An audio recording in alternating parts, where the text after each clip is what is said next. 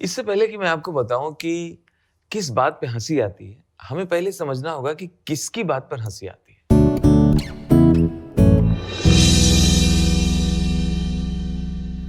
आपने देखा होगा कुछ लोग होते हैं जो डेली लाइफ में कुछ ना कुछ कॉमेडी करते हैं। होते हैं ना ऐसे लोग, कहते हैं यार इसके साथ बड़ा मजा आता है, हंसाता रहता है, फनी है। ट्रेन में, ऑफिस में जाते वक्त अंकल लोगों का एक रेगुलर ग्रुप होता है। उनमें से कोई एक कुछ कमेंट पास कर देगा और पूरा कंपार्टमेंट हंस पड़ता है। आपने महसूस किया होगा।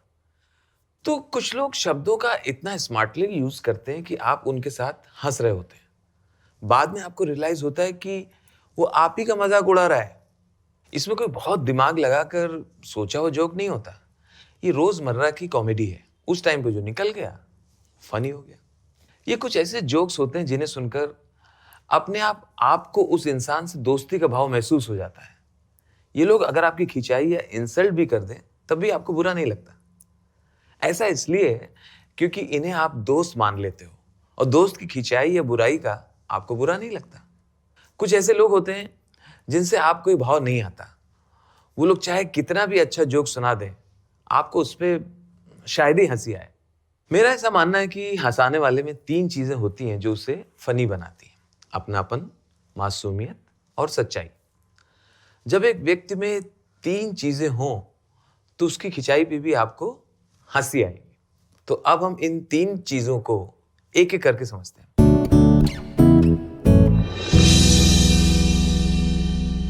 इस लेसन में हम पहले समझेंगे कि अपनापन क्या होता है और उसको कैसे यूज करें। कुछ दूर के रिश्तेदार होते हैं, अगर आप उनसे बहुत दिनों बाद मिलें तो कहेंगे थोड़ा सा पुट ऑन कर लिया है। ये मोटा नहीं कहेंगे, पुट ऑन कर लिया बोलेंगे। साथ में एक एडवाइस भी दे देंगे, अरे केटो डाइट शुरू कर दो। कोई रिश्तेदार आके कहे अगर दांत थोड़े से बड़े हैं, अरे दांत सही करा ले, ये दांत सही करा ले, तीनों आनंद बना घूम रहा है। और तो और लिस्ट बना देंगे। एक हाइट बढ़ गई है, पेट निकल आया है, एक टांग टूट गई है, दाढ़ी रख ली है। ये नहीं कि सीधे सीधे हालचाल पूछे। वही अगर आपका कोई दोस्त हो जो कुछ जोक मार दे आपके वजन पे, तो आप उस पे हंस दोगे। ये सिर्फ अपनेपन की वजह से है। दूर के रिश्तेदार हैं इसलिए उनके साथ कोई अपनापन नहीं है। अगर जोक सुनाने से पहले आप ये अपनापन बना पाओ तो उसके बाद कोई आपकी बात का बुरा नहीं मानेगा।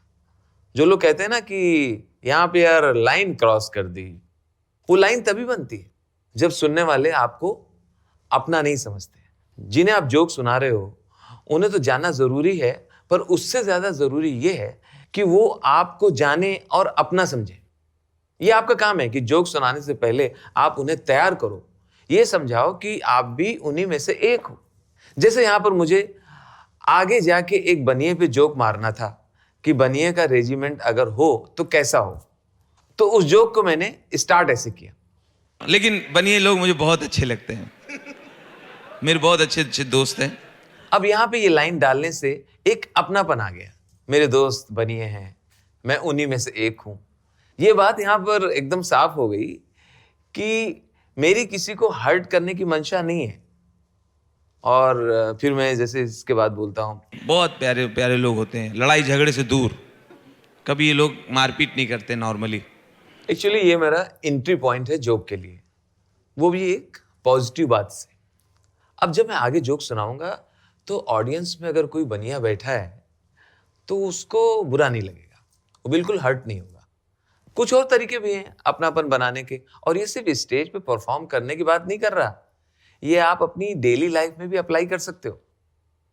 सबसे पहले आप इस चीज का पता लगाइए कि जिनके सामने आप जोक सुनाने वाले हो उनके और आपके एक्सपीरियंसेस में क्या कुछ कॉमन है। अगर जाकर ट्रम्प से भी मिलोगे तो उसके और आपके बीच कुछ ना कुछ कॉमन ह्यूमन इमोशन या एक्सपीरियंस तो मिल ही जाएगा।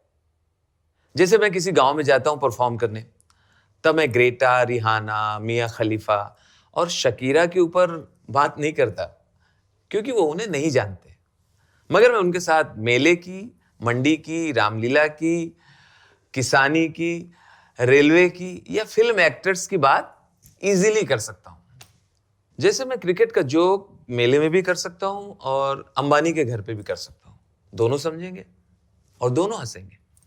ऐसे कुछ हमारे कॉमन एक्सपीरियंसेस भी होते हैं जिन्हें आपको ढूंढना होगा। कॉमन नेगेटिव इमोशंस आपको आसानी से मिल जाएंगे। बहुत सारे लोगों को करेला नहीं पसंद है, तो उस पर कोई जोक सुना दो। कॉमन पॉजिटिव इमोशंस भी होते हैं, जैसे कोई फिल्म सुपरहिट चल रही है तो उस पर कुछ जोक बना के सुना दो, उसका कोई फेमस डायलॉग चूज कर लो, वो सुना दो, सब पसंद करेंगे। मुझे याद है एक बार क्रिकेट वर्ल्ड कप के टाइम पे मेरा कहीं पे कॉमेडी शो था, तो जैसे मैंने स्टेज पे एंट्री लिया तो एंट्री लेते ही सबसे पहले मैंने वहां स्कोर सुना दिया कि इस समय बैटिंग में इंडिया खेल रही है और इतने रन बना चुकी है। तो एक क्लैप आया, तो एक उनसे अपनापन क्रिएट हो गया, क्योंकि मुझे पता है कि जो भी वहां बैठा है सबके दिमाग में क्रिकेट ही चल रहा होगा। मैंने स्टार्ट में ये मेंशन करके उनका दिल पहुंचते ही जीत लिया।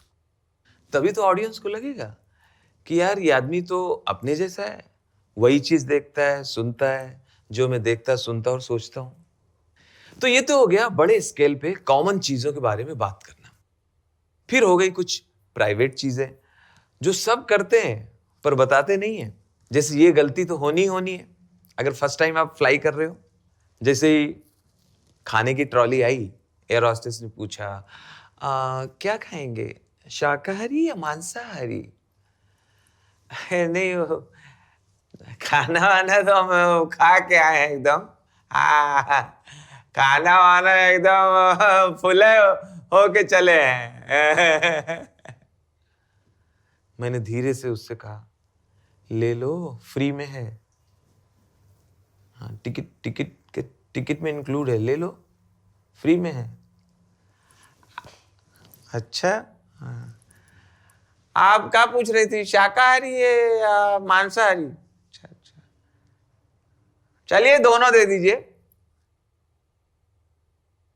तो ये वो चीजें जिनके बारे में बात करने में आपको थोड़ी शर्म आती है। ऐसे में अगर आप खुल के कह दो कि आप खुद ये चीजें करते हो, तो सामने वाला भी थोड़ा फ्री हो जाएगा और आपके सामने खुल जाएगा।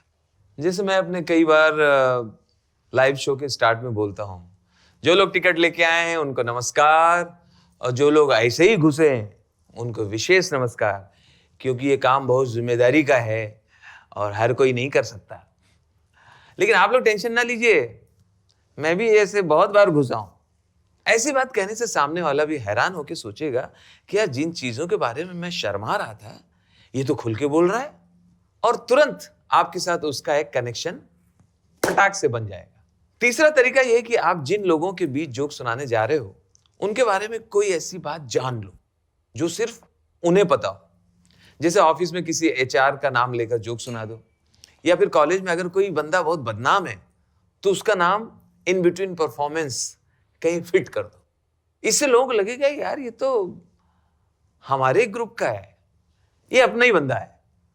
मगर याद रहे, अपनापन बनाना है, चापलूसी नहीं लगनी चाहिए। यहां तो मैंने आपको 3 तरकीबें बताई अपनापन बनाने की, लेकिन सिर्फ तरकीबों से अपनापन नहीं आता। ये बहुत जरूरी है कि आप घर से बाहर निकलें, ज्यादा से ज्यादा लोगों से मिलें, उनसे बतियाएं। जितने अलग अलग लोगों के साथ मिलोगे उतना अच्छा। ट्रैवलिंग करते हुए मोबाइल और लैपटॉप बंद करके आसपास वालों से बातचीत करनी चाहिए। ऐसा नहीं कि सिर्फ अपने जैसा सोचने वालों के साथ ही उठना बैठना हो, हर तरह के लोगों के साथ बात करते रहना चाहिए। तभी एक कलाकार सबके साथ नेचुरली अपनापन महसूस करा पाएगा। अब चलो तुम भी मेहनत करो, मेरे साथ कुछ एक्सरसाइज करो। अपने फेवरेट 3 फिल्मी कैरेक्टर्स लिस्ट करो, चाहे फिल्म स्टार्स या कार्टून कैरेक्टर्स, और सोचो कि आपको ये क्यों पसंद है। दूसरा, अगर आप व्हाट्सएप जोक्स या मीम्स फॉरवर्ड करते हो तो सोचो कौन से ऐसे जोक्स हैं जो आप अपने फैमिली ग्रुप में डाल सकते हो और कौन से जोक्स दोस्तों ग्रुप में, और दोनों में क्या फर्क है। अगर आप दोनों को स्विच कर दो तो क्या वो तब भी हंसेंगे?